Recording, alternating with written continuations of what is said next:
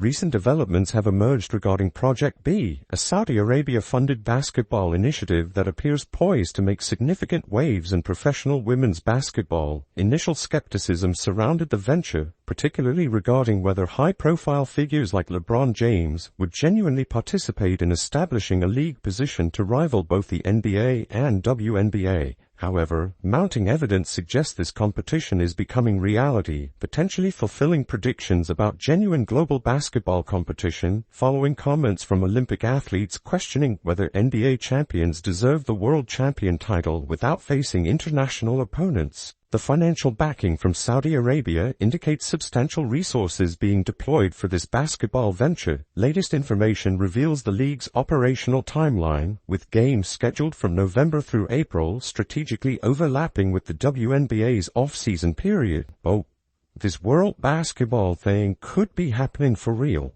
because I think Noah Lyles, to your track Olympia star, said that that the NBA should not be called world champions because they don't play anybody else in the world, which I gotta agree with him on that.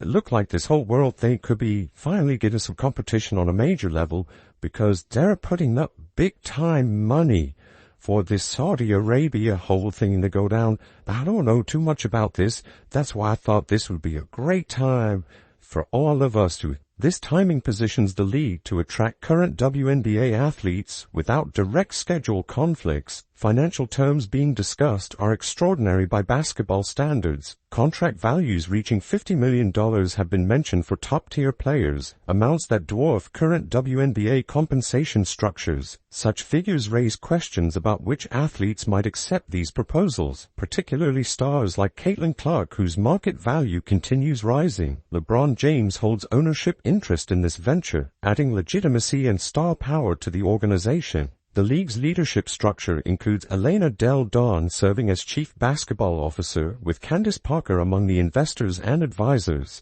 Additional notable figures connected to the project include former athletes Steve Nash, Novak Djokovic, and Simone Biles. Operations will be centered in Singapore, establishing an international headquarters.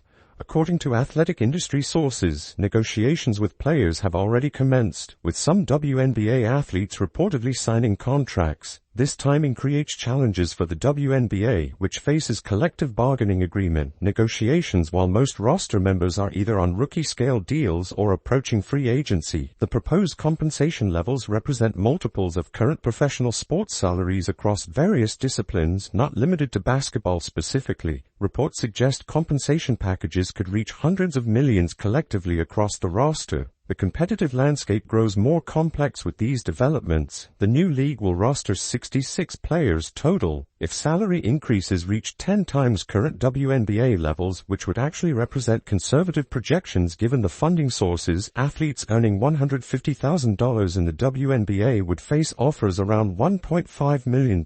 For rookies like Paige Bueckers, who might earn $100,000 during initial years under WNBA contracts, alternative offers could reach $10-20 million ranges. Questions arise regarding player willingness to relocate to Asia for 6-month periods annually. However, given the extraordinary financial incentives being proposed, geographical considerations may prove secondary for many athletes. The $50 million figure specifically continues generating discussion throughout basketball communities. These developments pose challenges for existing leagues. $50 million out the gate before any money is raised. Just think how much money that is, guys. They haven't even made any damn money yet.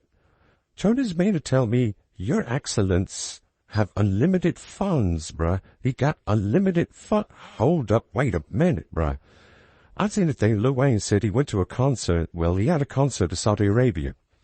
And he stated the jet people wouldn't let him get on with his jewelry. And His Excellence, Project B creates another option beyond unrivaled and traditional WNBA opportunities. The WNBA's attempts to negotiate exclusive playing arrangements appear unlikely to match compensation levels available through Saudi-backed funding. If major stars receive offers comparable to the $50 million example cited, traditional leagues face difficult competitive positions. The broader implication suggests this venture represents serious competition rather than speculative planning. Financial resources appear essentially unlimited given the backing source, as illustrated by anecdotes from entertainment figures describing receiving lavish gifts and gestures from Saudi royalty. Whether this translates into sustainable league operations remains uncertain, but initial commitments indicate serious intent. Meanwhile, separate from these business developments, Caitlin Clark recently acknowledged Aliyah Boston's selection to the first-team All-WNBA roster through congratulatory messages. Clark praised Boston's consistency, work ethic, and leadership qualities, expressing appreciation for their time as teammates and anticipation for future seasons together. Boston similarly congratulated fellow players on their honors. The intersection of these storylines creates an intriguing moment in women's basketball. Already signed WNBA players to contract. The timing for the WNBA could not be worse, considering that they're due for CBA negotiation. In almost the entire league is not on rookie skill contracts or free agents right now. Burnett promised salaries multiplies higher than what is this in a WNBA professional. Note, he's saying sport in general, not basketball specifically. Bro, he talking about these contracts is bigger than any damn sport. Established stars and emerging talents face unprecedented financial opportunities through this new league, while traditional organizations scramble to maintain competitive positioning. Whether athletes ultimately accept these international opportunities and how existing leagues respond will shape professional women's basketball's landscape for years ahead. The fundamental question remains whether compensation packages truly reaching $50 million levels will materialize, and if so, which players will accept them despite geographical and cultural adjustments required. The Las Vegas Aces secured victory against the Phoenix Mercury squad led by Deanna Bonner and Alyssa Thomas. Reports indicate Phoenix experienced a complete sweep in the series, with Vegas bringing out the proverbial broom to finish them off cleanly. Healthy in she plays. Alright? I would venture to say, and this is what I was talking about, be careful with the whole, you decided to roll her out for the entire rest of the season, and 80% Caitlin Clark and this Indiana favorite team probably wins the championship. I mean, look at the hospital squad gave the Aces all they could handle. An interesting perspective emerges from this postseason. Had Caitlin Clark remained healthy throughout the campaign, the Indiana Fever likely would have captured the WNBA title this year. Even operating at roughly 80% capacity, Clark alongside the Fever roster probably secures the championship trophy. Consider how the injury-depleted Fever squad pushed Vegas to their absolute limits during their matchup. That represented the genuine challenge for the Aces, similar to how the NFC Championship battles during the 1990s between franchises like the 49ers, Cowboys, and Packers essentially determined the ultimate champion, since whichever NFC squad emerged victorious would demolish their AFC opponent in the Super Bowl. The Aces, all they could handle. That was their true test. Kind of like the old NFC Championship game was the real Super Bowl back in the 90s.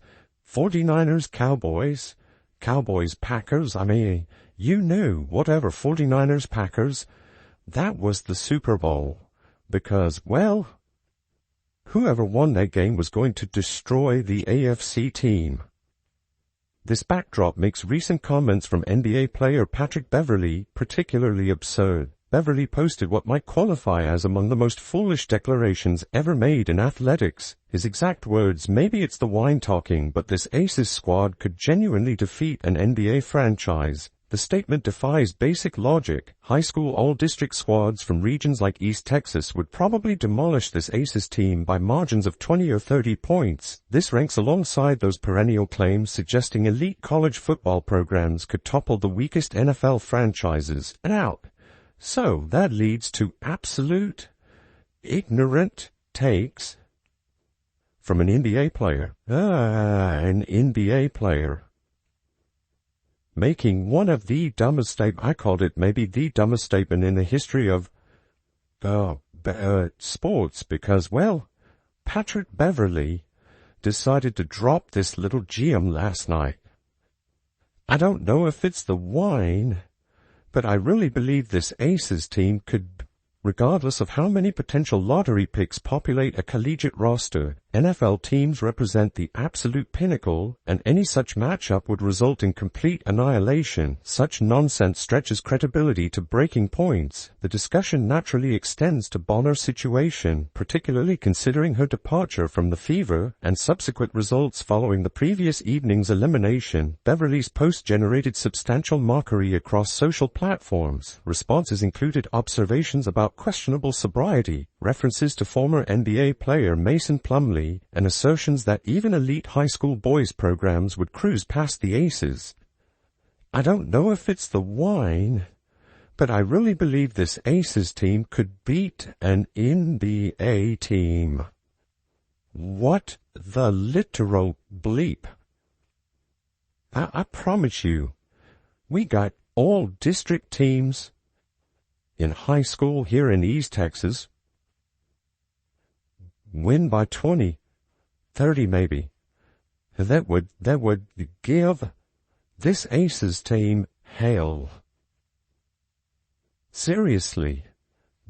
Multiple commenters noted the physical disparities. The Aces average roughly 6'1" in height, while NBA rosters like the Hornets average 6'. Size differences alone eliminate any competitive possibility before factoring weight, strength, and quickness advantages. Projected scores range wildly, with suggestions of 72 4 or 179-12 outcomes. Questions arose whether the Aces could even reach double digits against professional men. The consensus painted Beverly's claim as utterly delusional. These debates surface predictably whenever WNBA teams achieve notable success, triggering discussions that lack grounding in physical reality. Regarding Bonner specifically, the guard abandoned the Fever organization to supposedly join a legitimate contender in Phoenix. Events proved otherwise. Phoenix assembled what ultimately became an inferior unit compared to Indiana. The injury-riddled Fever pushed Vegas to the brink, while Phoenix provided barely a challenge, getting swept decisively. Bonner reportedly left seeking better opportunities with Thomas, her partner. The league features situations where personal relationships between players influence roster decisions and team selections. Such dynamics raise questions about organizational integrity and contract structures. The irony cuts deep. Had Bonner remained with Indiana, her playing time would have expanded dramatically once injuries struck the roster. Sometimes departures backfire spectacularly, and this situation exemplifies that reality perfectly. Phoenix got dominated thoroughly by the Aces, while the skeleton crew in Indiana nearly upset the eventual finalists. Yeah. They could beat a team full of Patrick Beverleys. Now that's kind of funny. That is funny. Could they? Hell no. But it is funny. The Wizards catching some strays. They couldn't beat an NBA coaching staff. Right. It's the wine plus a fat blunt. Pat Bev, sober up. No way the Aces could beat an NBA team, not even the Utah Jazz. Bonner traded up for what she perceived as a superior situation, only to experience immediate playoff elimination, while her former squad exceeded expectations despite catastrophic injury circumstances. The postseason results speak volumes about both Beverly's detachment from basketball reality and Bonner's miscalculation regarding franchise trajectories. Vegas demonstrated their caliber by dispatching Phoenix effortlessly, yet that same Vegas team faced genuine adversity against the undermanned Fever squad.